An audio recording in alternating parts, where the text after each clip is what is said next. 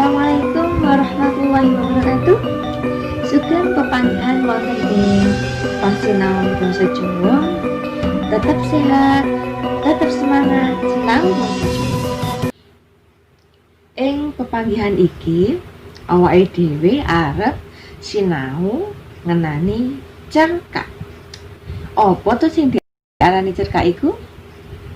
Bocah-bocah wis ngerti apa durung?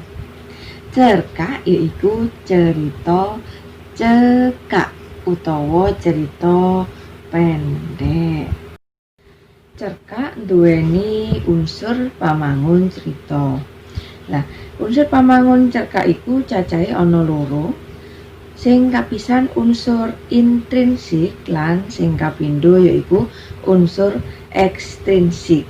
Nah, dene unsur intrinsik iku maneka warna, salah sawijine ana tema, latar, alur, paraga lan wewataan, sudut pandang uga amanat. Ayo saiki dionceki siji-siji apa to sing diarani tema, apa iku latar, alur lan tema yaiku pokok masalah utawa dasar sing dadi lelandesane cerita kasebut. Dene latar utawa setting iku nerangake papan, panggonan lan swasana sajrone cerita. Dene alur utawa plot iku yaiku rerangkening cerita sing nyritakake cerita saka wiwitan nganti tekan pungkasan. Alur iku ana maneka warna, ana alur maju sing nyritakake saka wiwitan menyang pungkasan, ana alur mundur sing nyritakake cerita njujuk saka pungkasan nalikane arep rampung banjur dibaleni maneh. Ana maneh alur campuran gabungan antarane alur maju lan alur mundur. Unsur intrinsik sing liyane yaiku paraga lan wewataan. Nah, paraga iku pawongan utawa tokoh sajroning cerkak atau sajroning cerita. Dene watak yaiku sifat utawa karaktere sing dinduweni saben paraga sajrone cerkak. Nah, paraga ing sajrone cerkak iku dipérang dadi paraga protagonis yaiku paraga sing tumindake becik utawa apik. Dene paraga antagonis iku paraga sing duweni sifat lan tumindak sing ala utawa ora becik. Lan sing katelu paraga tritagonis utawa diarani paraga penengah utawa paraga sing nengahi antarane paraga protagonis lan antagonis. Sudut pandang sajroning cerkak utawa cerita cekak yaiku carane panulis nyritakake cerita sajroning cerkak kasebut. Nah, sudut pandang bisa didelok saka ukara sing digunakake dening pangarang. Nah, sudut pandang iku kapérang dadi loro. Sing kapisan yaiku sudut pandang wong kapisan lan sijine sudut pandang wong katelu.